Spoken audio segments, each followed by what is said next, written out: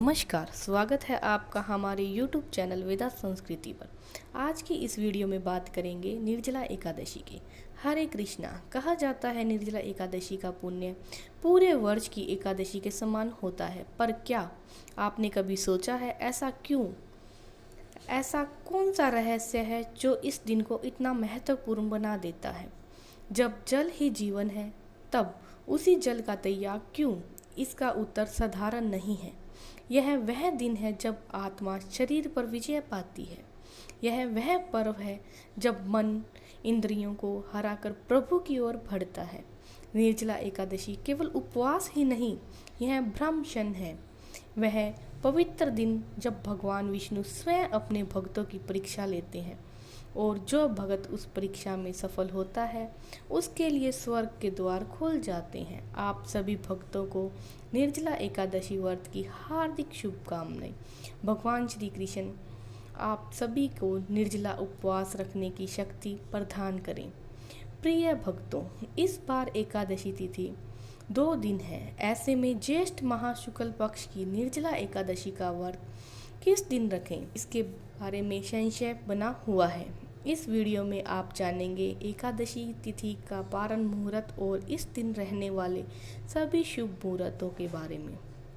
निर्जला एकादशी, जो कि ज्येष्ठ माह के शुक्ल पक्ष की एकादशी होती है, जिसे भीमसेन एकादशी भी कहते हैं, साल भर में सबसे महत्वपूर्ण सबसे बड़ी एकादशी में से एक होती है। निर्जला एकादशी, जो भगत पूरे एकादशी का व्रत न रख पाए, अगर साल भर में एक बार निर्जला एकादशी का व्रत में निराहार और निर्जल रहकर उपवास कर लेते हैं, तो न केवल उन्हें सभी एकादशी का पुण्य मिलता है, बल्कि जन्म जन्मांतरों के पापों का भी नाश हो जाता है, क्योंकि इस समय भीषण गर्मी पड़ती है।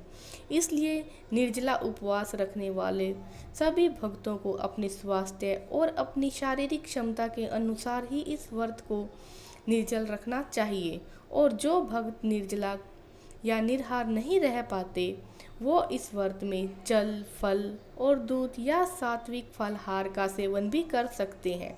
इस बार 6 जून दिन शुक्रवार को सुबह यानी तड़के 2:16 से एकादशी तिथि प्रारंभ होगी और 5 जून गुरुवार की मध्य रात्रि का समय रहेगा। इस बार 6 जून दिन शुक्रवार को सुबह यानी तड़के 2:16 से एकादशी तिथि प्रारंभ होगी। देखा जाए तो यह 5 जून गुरुवार की मध्य रात्रि का समय रहेगा और एकादशी तिथि का समापन होगा 7 जून शनिवार को सुबह 4:47 पर, यानी 6 जून शुक्रवार को पूरा दिन ही एकादशी तिथि रहेगी। और इस तरह अगर देखा जाए तो 5 जून गुरुवार को दशमी तिथि के नियमों का पालन किया जाएगा, और इस बार हिंदू पंचांग के अनुसार 6 जून शुक्रवार को एकादशी तिथि, जो कि सामर्थ्य एकादशी रहेगी, जिसमें सभी गृहस्थ जन उपवास रख सकते हैं। और दूसरी यानी 7 जून शनिवार को वैष्णव जन निर्जला एकादशी का व्रत रहेगा। जब कभी भी एकादशी तिथि 2 दिन होती है, ऐसे में इस बात का भी ध्यान रखना चाहिए कि उपवास 24 घंटे से अधिक का न हो। अगर 24 घंटे से अधिक का उपवास होता है तो आप सभी लोग दूसरी एकादशी यानी वैष्णव एकादशी का उपवास रखने के लिए ही सलाह दी जाती है। 6 जून शुक्रवार को ब्रह्म मुहूर्त सुबह 4:08 से 4:56 तक रहेगा। इस दिन सूर्य उदय का समय 5:44 पे होगा और सूर्य अस्त शाम 7:06 पर। प्रातःकाल पूजा का शुभ मुहूर्त 4:22 से 5:23 तक रहेगा। शाम की पूजा का मुहूर्त शाम 7:17 से 8:18 तक रहेगा। हस्त और चित्र नक्षत्र का दुर्लभ संयोग इस दिन बन रहा है। हस्त नक्षत्र सुबह 6:34 तक और बाद में चित्रा नक्षत्र प्रारंभ हो जाएगा। राहु काल सुबह 10:30 से दोपहर 12 बजे तक रहेगा। द्वादशी तिथि 7 जून शनिवार को सुबह 4:48 से लेकर 8 जून रविवार को सुबह 7:17 तक रहेगी। द्वादशी तिथि 7 जून शनिवार को सुबह 4:48 से लेकर 8 जून रविवार को सुबह 7:17 तक रहेगी। हरिवासर का समय द्वादशी तिथि लगते ही शुरू हो जाता है और हरिवासर के समय में भूल कर भी उपवास नहीं खोलना चाहिए, नहीं तो व्रत अधूरा रहता है। कई लोग जानकारी के अभाव में हरिवासर के समय में ही व्रत खोल लेते हैं। 7 जून शनिवार को ब्रह्म मुहूर्त सुबह 4:08 से लेकर 4:56 तक रहेगा। इस दिन सूर्य उदय सुबह 5:44 पर और सूर्य अस्त शाम 7:07 पर होगा। प्रातःकाल पूजा शुभ मुहूर्त 4:22 से लेकर 5:23 तक रहेगा। गोधूली मुहूर्त शाम 7:16 से 7:36 तक रहेगा। राहुकाल सुबह 9 बजे से 10:30 तक रहेगा। हरिवासर का समय 6 जून शुक्रवार को सुबह 11:25 तक समाप्त होगा। ध्यान रखिए, इस बार 6 जून शुक्रवार को भद्रा भी लगेगी।